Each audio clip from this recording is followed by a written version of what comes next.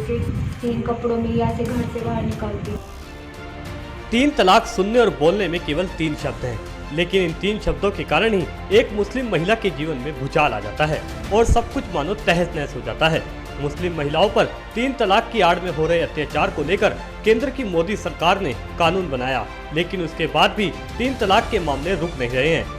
हद तो तब हो जाती है जब कानून की पढ़ाई करने वाली एक छात्रा के साथ ही ये वाक्य घट जाए।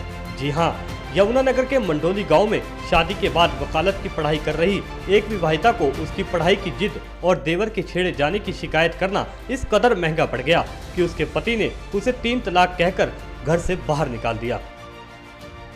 इतना ही नहीं, पढ़ाई के लिए कानून की छात्रा विवाह के बाद से ही अपने पति और ससुराल वालों की सभी प्रताड़नाओं को झेल रही थी। 29 फरवरी 2020 को मेरी शादी हुई थी। शादी के पहले ही दिन उन्होंने दहेज के लिए मुझे टॉर्चर करना शुरू कर दिया था। फिर मैंने पहले घर पे भी बताया, मारते थे, पीटते थे, फिर दहेज के लिए बोलते थे कि मेरे पापा ने कार भी दी थी अल्टो, तो ये कहा गया कि अल्टो कार कौन देखता है, हमें स्विफ्ट डिज़ायर चाहिए। लड़के ने बोला, सास ससुर ने। मैंने कहा मेरे पापा ने हैसियत से ज़्यादा दिया हमारी। फिर सारे मुझे मारते थे, पीटते थे, गालियाँ देते थे। फिर मैंने अपने पापा को बताया। फिर उन्होंने 2 लाख रुपए की डिमांड रखी उन्होंने। फिर 2 लाख रुपए दिए। फिर कुछ दिन तो उनका बिहेव मतलब सही रहा। उसके बाद फिर उन्होंने मारना शुरू कर दिया दहेज के लिए। और पहले उन्होंने आश्वासन दिया था कि हम 1 साल जो रह गया पढ़ाई का, मैं आपकी पढ़ाई पूरी करवाएंगे। LLB की छात्रा हूँ मैं एशियन कॉलेज से। तो उन्होंने मेरी किताबें जला दी, किताबें फाड़ दी और मारा पीटा। और फिर उनका जो मासी है, मासी का लड़का, मासी भी लगती है, चाची भी, उन्होंने, मैं आता जाता था वो घर पे, उनकी नीयत मतलब सही नहीं थी। अगर मैंने अपने पति को बताया तो उन्होंने विश्वास नहीं किया मेरे ऊपर और मुझे गाली गलौज दी और मारा पीटा और 3 तलाक बोल के 3 कपड़ों में ही ऐसे घर से बाहर निकाल दिया। सब जेवरात, सोना चांदी जो भी था सब उनके पास ही है। फिर मैंने अपने पापा के पास फ़ोन किया किसी का फ़ोन लेके, और फिर ये मुझे 3 जून को फिर आए और मुझे लेके चले गए। इतना ही नहीं, हद तो तब हो गई जब विवाहिता के ससुराल वालों ने उसकी आंखों के सामने ही उसकी किताबें जला दी और उसे दोबारा पढ़ाई की बात कहने पर या फिर किताबें छूने पर हाथ तक जलाने की धमकी दे डाली। मैंने बोला कि मैं आगे पढ़ना चाहती हूँ और वादा भी किया था कि यहाँ पढ़ाएंगे, लेकिन धमकी, जान से मारने की धमकी दी। अगर किताबों का नाम भी लिया तो जान से मार देंगे, तेरे हाथ काट देंगे। अगर किताबों को हाथ लगाया ससुर ने, हाथ जला देंगे तेरे। अगर किताबों को हाथ भी लगाया, इसकी किताबें जला दो। किताबें जला दी मेरी आंखों के सामने खुद। अब मेरा 4th ईयर चल रहा था, लॉकडाउन की वजह से एग्ज़ाम कैंसिल हो चुके हैं। तो अब मेरा ये पूरा हो जाता, फाइनल में थी मैं। मेरे पति हैं आसिफ और सास ससुर ननंद और ये देवर। ससुराल से निकाले जाने के बाद युवती को अपने साथ लाए उसके पिता ने कहा कि वह अपनी बेटी की पढ़ाई को पूरा करवाकर उसे अपने पैरों पर खड़ा करेंगे, जिससे वे दूसरे लोगों को इंसाफ दिला सके। घर आके बतलाया कि मेरी साथ जो है मार पिटाई की, मेरे सास ने भी, ससुर ने भी, और जो देवर है उसने जो है गलत नीयत रखी।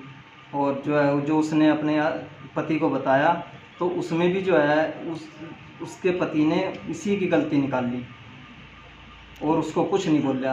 तो फिर जो है 3 जून को जो है 3 तलाक दे के बाहर निकाल दिया। फिर मैं लेके आया। जी, पढ़ाई के लिए ये तो एक अहम मुद्दा था कि मेरी बिटिया जो है BLLB की छात्रा है और उसने शुरू से यही सपना था कि मैं LLB करूँगी। और जब वो रिश्ता हमारे घर मांगने के लिए आए, हमने ये बात रखी उनके सामने कि हम जो है इसको अपना पूरा कोर्स कराएंगे, उसके बाद में शादी करेंगे। तो उन्होंने हमारे को आश्वासन दिया कि ये जो कोर्स रहा हुआ 1 साल का, इसको हम जो है अपने आप कराएंगे, तुम्हारी कोई जिम्मेदारी नहीं। लेकिन जब इसने पढ़ाई करनी शुरू की, बिटिया ने वहाँ जाके, तो उन्होंने इस चीज़ का विरोध किया और विरोध करने पे जो है इसी को जो है मारना छेदना शुरू कर दिया और उसकी जो है किताबें जला दी।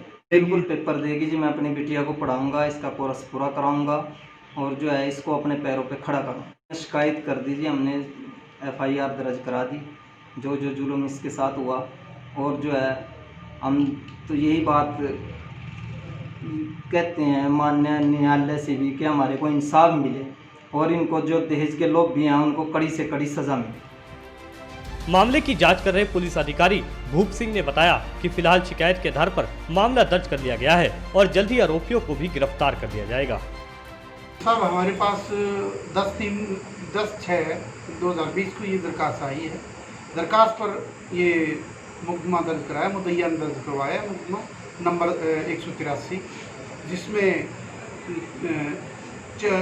5 आरोपियों के नाम हैं और इसमें उसके अपने पति के खिलाफ, सास ससुर के खिलाफ और ननद के खिलाफ इन्होंने दर्ज करवाया मुकदमा। ये सिरमौर ज़िले के रहने वाले हैं और मुकदमा दर्ज कर लिया है, आगे की तफ्तीश जारी है। ये मामला तो दहेज का ही था और लड़की पढ़ने के लिए बोला होगा, वो पढ़ने नहीं दे, आप मतलब पढ़ने के लिए उन्होंने इनकार कर दिया।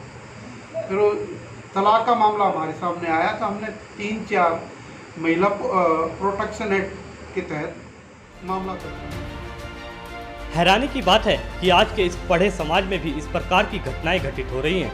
एक और जहां महिलाएं पुरुषों के साथ कंधे से कंधा मिलाकर चल रही हैं, वहीं इस प्रकार की सोच रखने वाले इंसान कहीं न कहीं अपने साथ पूरी कौम को बदनाम करने का काम कर रहे हैं। इस मामले में यकीनन युवती और उसके पिता ने हिम्मत दिखाई है। खैर, देखने वाली बात होगी कि इस युवती की हिम्मत के बाद अब पुलिस इसके आरोपियों को कब तक गिरफ्तार कर सलाखों के पीछे पहुंचाने का काम करती है, जिससे इस प्रकार का काम करने वाले या फिर इसके बारे में सोचने वाले दूसरे लोगों को भी सबक मिल सके। भारत 9 के लिए यमुनानगर से सुमित ओबराय की रिपोर्ट।